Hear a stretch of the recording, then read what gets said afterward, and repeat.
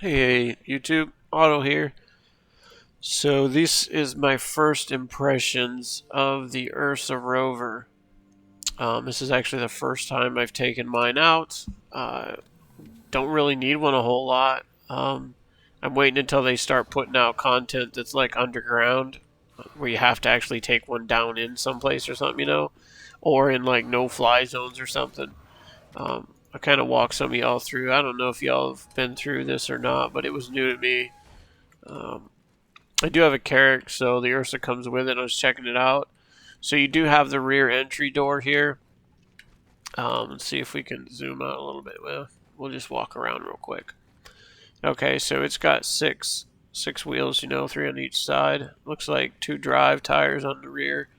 Um, Dualies here of a sorts, not exactly two axles. And they don't even use axles, do they? No, they don't. It's all electric. All right. So two steer tires. The turret actually spins down and rests like right here between the tires. And then when you enter it, which I did once right before I got on camera, and um, it zips right up to the top. So this is her. This is it. So you got an entry here on the side. You can walk up here. It looks like you had a locker here.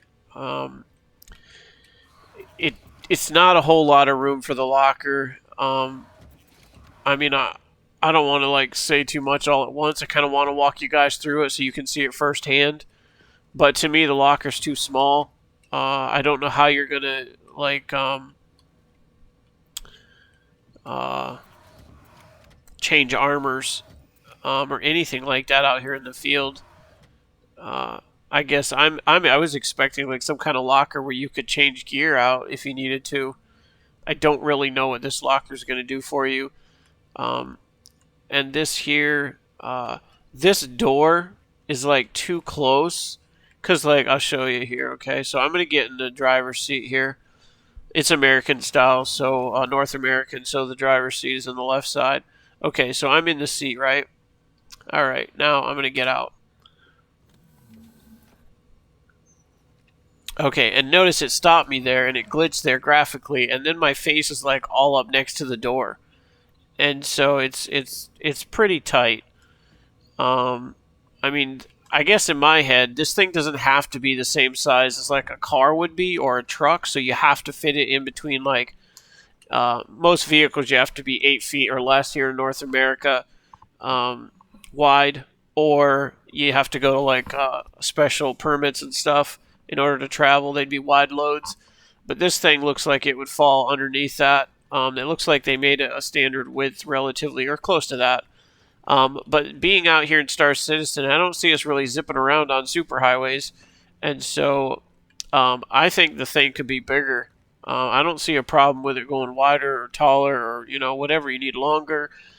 Because right now, when you first get out of this seat, um, this door's planted like right against your face here, and it glitches graphically too. So it looks like it's a bit tight. It's definitely tight, not a bit tight, but the side doors not too bad, but um, I don't know. I'm asking myself, like, what do you need a side door for when you have this big ramp door back here?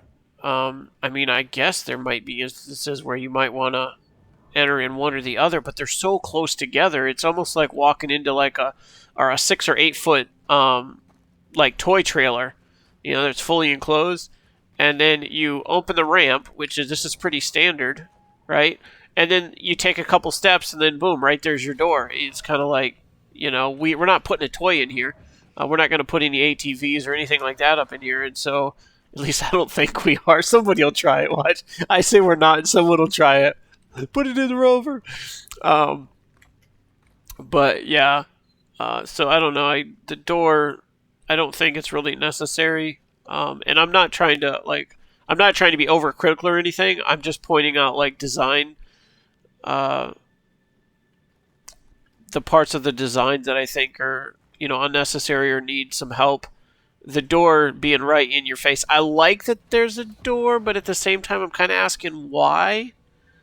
Um, because, and the reason I say that is because I like that you can't even really walk up in here. Like, you would think you'd be able to walk all the way up in there, but like I can't.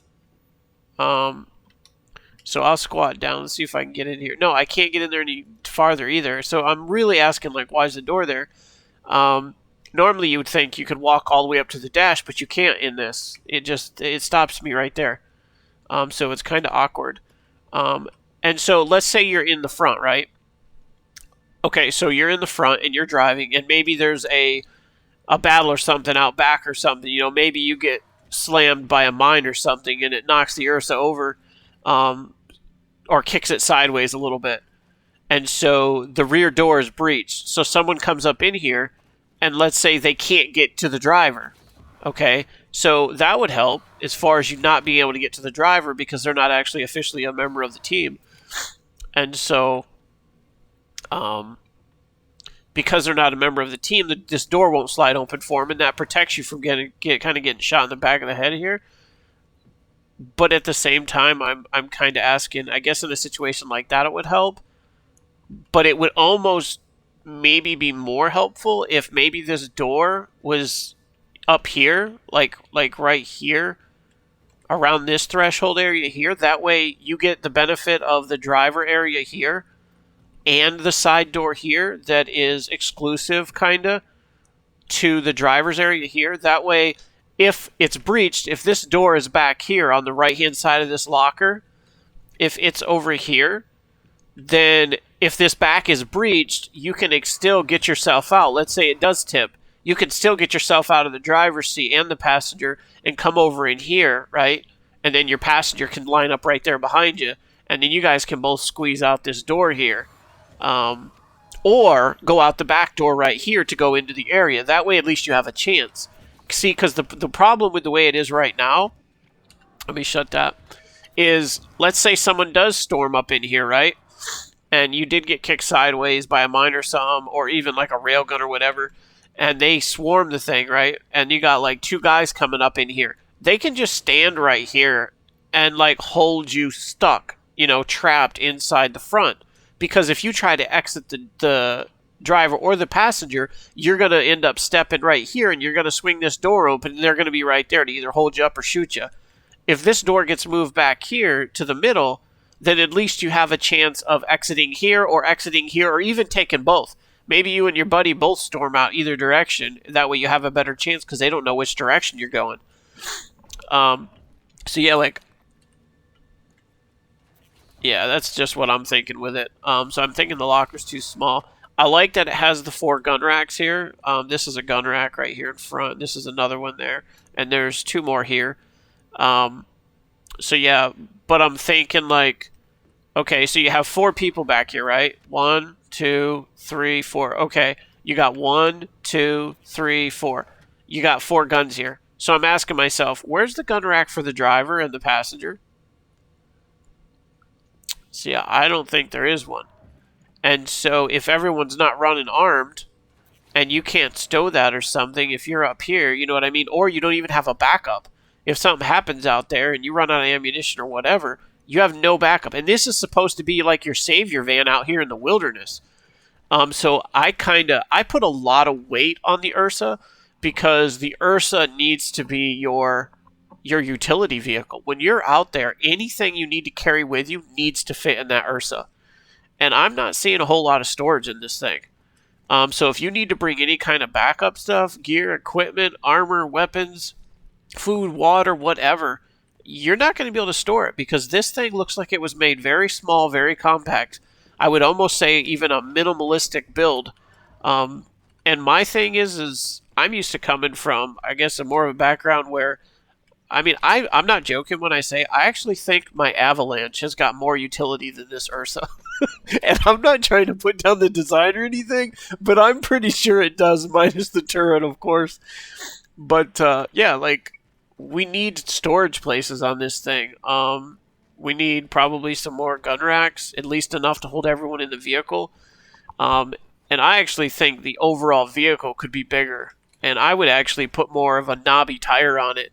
These slicks, I mean, I'm not gonna say they're not totally slicks. You can see they got a little knob on there, but I would put like an off-road knob tire on them, because the various terrains you're going to run into out here, with the way these tires are made, with mud and snow out here, you're likely to get this stuck. I mean, logically, okay, you're gonna get this thing stuck. And so I would put knobby or off-road tires on it. I would widen it, lengthen it, raise it, and I would probably even put the turret on top. Keep it remote, but maybe even put it up top permanently, so you don't need the excess with the rail slide down the side. I don't know that that's really necessary. I think it's neat. I think all of us think the little functions we get with our vehicle are neat. Something else I'd like to see, is this thing functional? I'm guessing that this is a winch, right? Um, yeah, I'm guessing that it is. But it'd be nice if it had like some serious floodlights on it.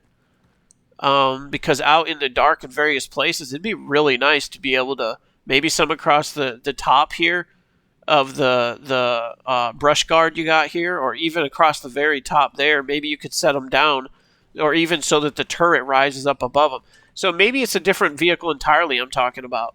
But to me, the Ursa is a minimalistic.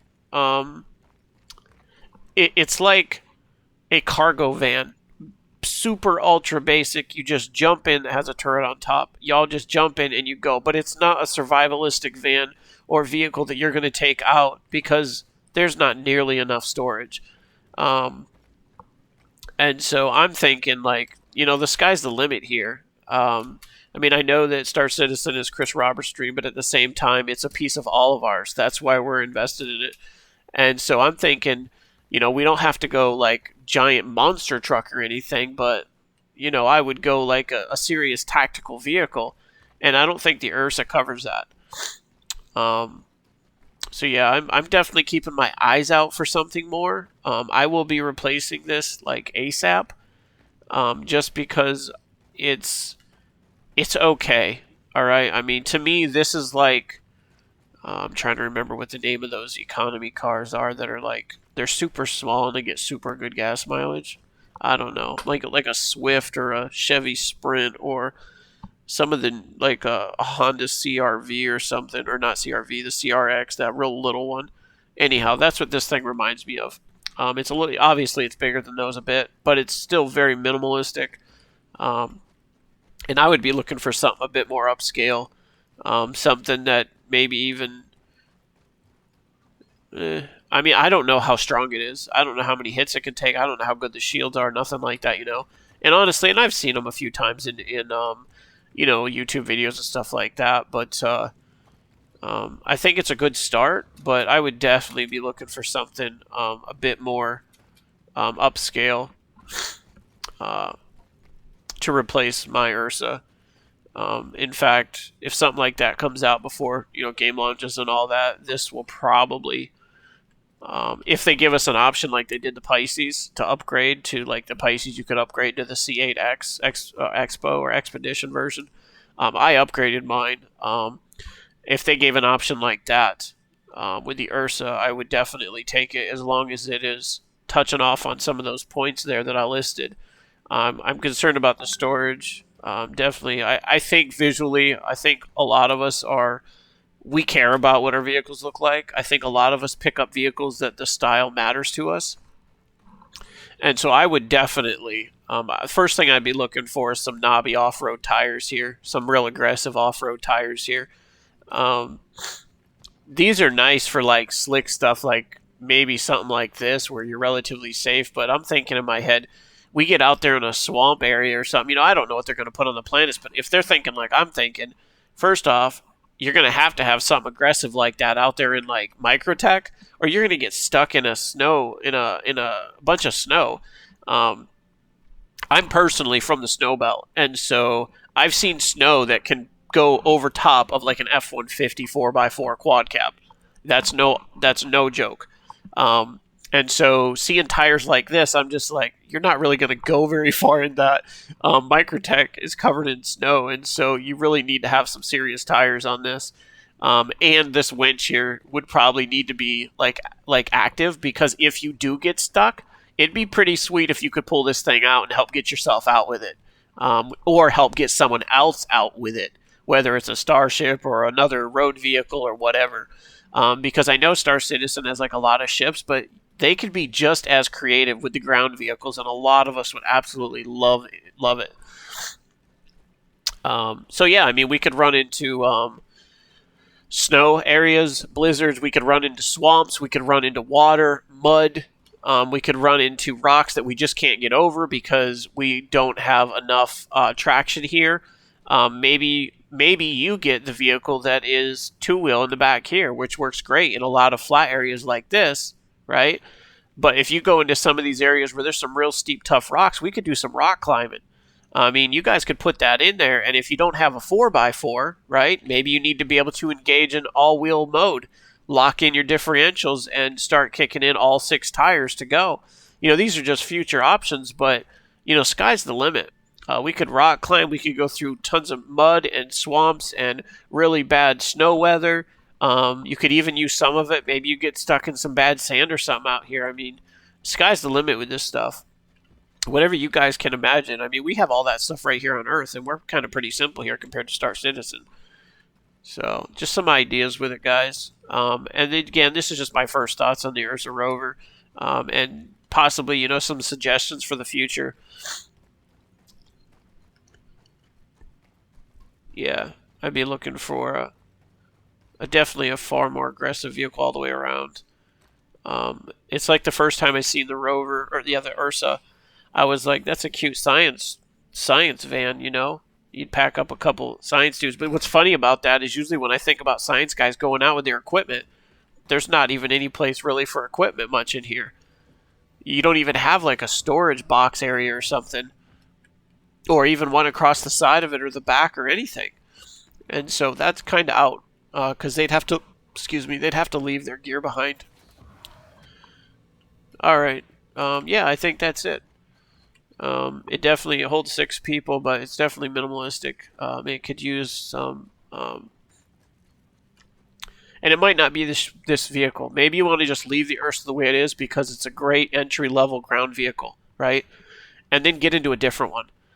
You know, maybe Anvil makes it, or Crusader, or Aegis, or something like that. And it's just more aggressive tires, locking differentials if you need them. Quad or 6-wheel drive, you know, turret on top, you know, more cargo space, maybe an interior that doesn't feel like you're walking into I don't know, a freezer. So it's kind of all tight and claustrophobic. Yeah. All right, y'all. We'll see what else we have in store. Like, subscribe, share, and I'll see you in the next one.